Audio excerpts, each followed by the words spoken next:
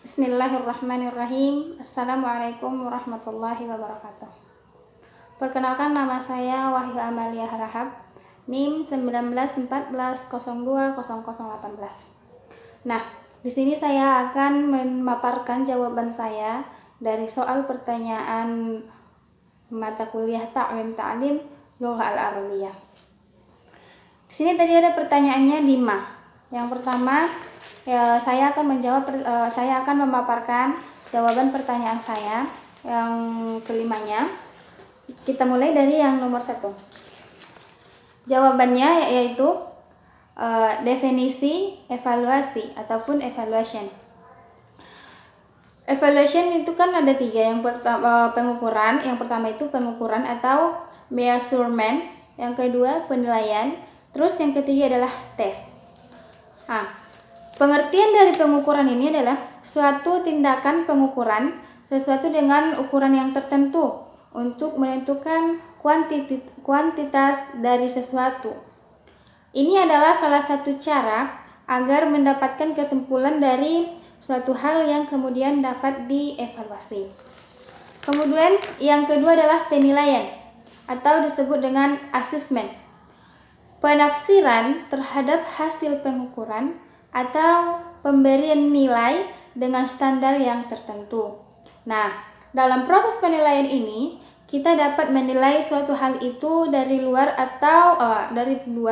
akan tetapi perlu juga untuk diperjelas lagi soal suatu hal yang diteliti tersebut. Kemudian yang ketiga adalah tes. Tes itu adalah sejumlah pertanyaan yang diberikan kepada siswa dengan tujuan untuk mengatur kemampuan mereka baik dengan tulisan maupun dengan percobaan. Kemudian hubungan masing-masing dari ketiga tersebut yang tadi itu yaitu pengukuran, penilaian, juga tes, hubungannya itu sama-sama menentukan dan mencari yang baik dari semua sistem yang perlu untuk diseleksi. Yang menjadi kesimpulan dari yang ketiga ini adalah pengukuran adalah itu proses pemberian angka atau memperoleh deskripsi numerik dari suatu tingkatan di mana seorang peserta didik telah mencapai karakteristik tertentu. Kemudian penilaian itu penerapan berbagai cara dan penggunaan beragam alat penilaian untuk diperoleh informasi tentang sejauh mana hasil belajar peserta didik ataupun ketercapaian kompetensi yang dalam artian rangkaian kemampuan peserta didik tersebut. Kemudian evaluasi itu adalah kegiatan pengukur dan menilai. Peranan penilaian dalam pembelajaran itu adalah penilaian itu memiliki peran yang sangat penting dalam peningkatan kualitas pembelajaran peserta didik. Oleh karena itu, perlu dirancang dan didesain sedemikian rupa sehingga penilaian tersebut memberikan makna bagi setiap orang yang terlibat di dalamnya. Itulah jawaban saya dari pertanyaan yang pertama. Kemudian berlanjut ke pertanyaan yang kedua. Di sini saya memaparkan jawaban saya, yaitu tujuan evaluasi. Tujuan evaluasi itu untuk memperbaiki cara pembelajaran dan mengadakan perbaikan dan juga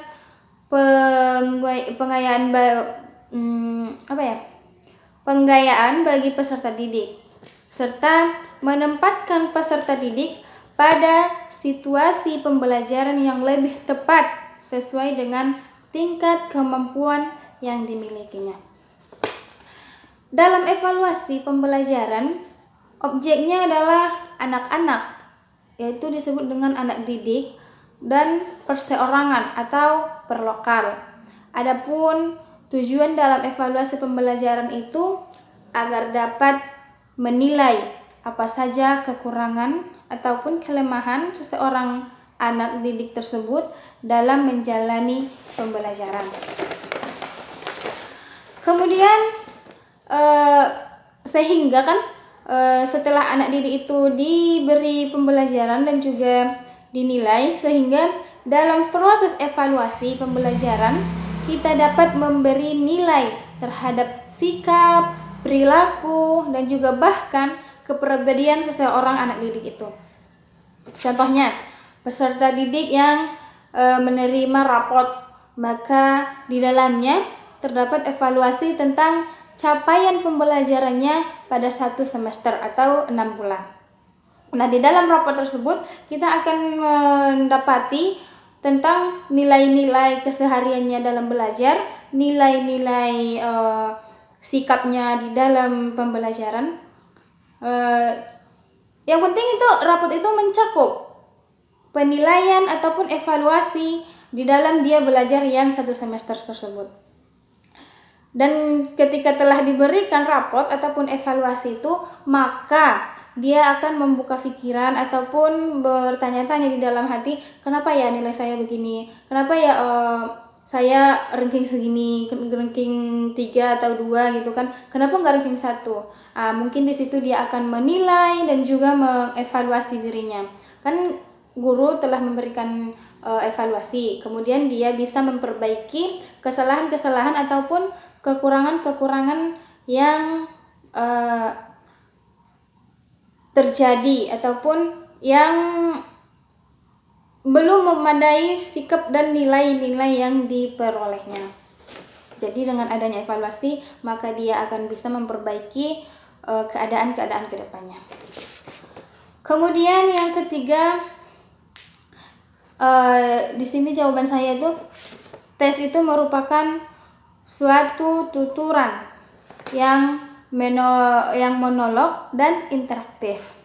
Sedangkan bahasa itu sendiri adalah sistem atau sarana yang digunakan dalam menyampaikan teks. Teks ditransmisikan melalui saluran atau media yang sesuai dan juga secara ideal akan memiliki fungsi yang memenuhi tujuan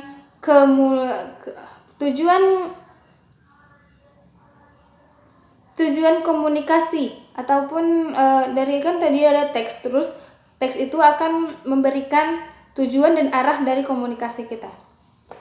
Kemudian adapun yang secara tes bahasa Arab, yaitu ketelatenan dalam mengucapkan makhraj huruf dan juga mengasah intonasi dalam menyampaikan bahasa Arab serta memperbanyak mufradat bahasa Arab. Kemudian adapun yang diperoleh ataupun capaian di dalam tes bahasa Arab, kita akan semakin mahir berkata-kata dan juga berkata bahasa Arab, dan tingkat kepedean juga akan semakin tinggi jika kita dapat memahami mufradat bahasa dan juga cara penyampaian intonasi di dalam berbahasa Arab itu semakin bagus, maka tingkat kepedean dan juga keberanian kita itu akan semakin tinggi. Kemudian yang nomor 4, jawaban saya, pendekatan terhadap bahasa Arab itu menentukan pendekatan pembelajaran bahasa Arab itu dalam pendekatan-pendekatan tersebut komunikatif, pendekatan integritas, sehingga pendekatan-pendekatan pembelajaran itu yang menentukan ketika diadakan penyelenggaraan tes.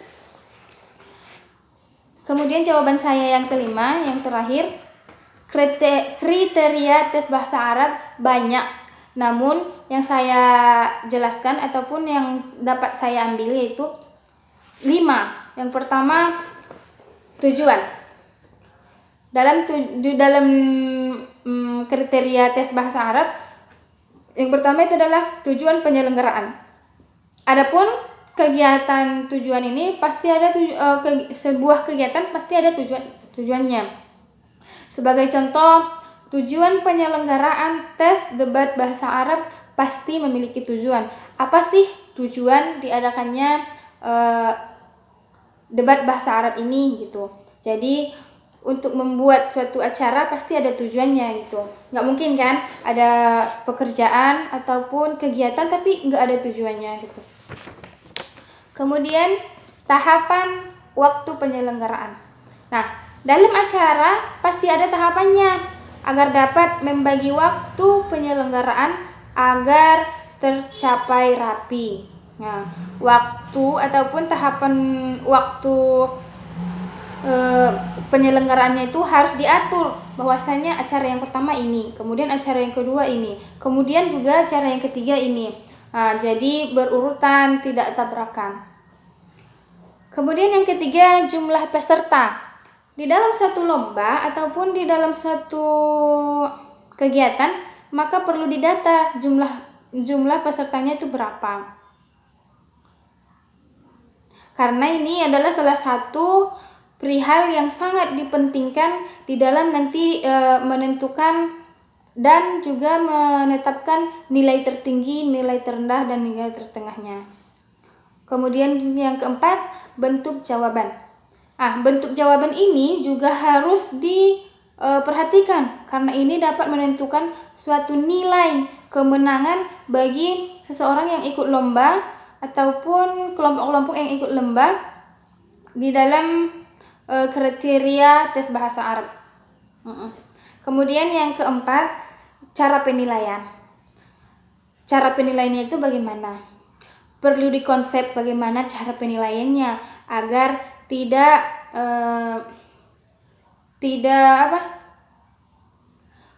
keliru dalam memberikan keputusan. Contohnya cara penilaiannya seperti ini. Nilai dari makhorijul hurufnya 70, nilai dari ini 25, nilai dari ini. Harus dikonsep cara penilaiannya, tidak sembarang memberikan nilai gitu. Jadi kriteria bahasa Arab banyak, namun yang saya jelaskan tadi yang ada 5. Yang pertama, tujuan penyelenggaraan, kedua, tahapan waktu penyelenggaraan, yang ketiga, jumlah peserta, yang keempat, jawaban ataupun bentuk jawaban, yang kelima, cara penilaian. Oke, jadi inilah jawaban dari soal pertanyaan UTS Ta'wim Ta'lim Lughah Al-Arabiyah. Terima kasih. Mungkin bila banyak kesalahan saya mohon maaf. Wabillahi taufiq wal hidayah. Assalamualaikum warahmatullahi wabarakatuh.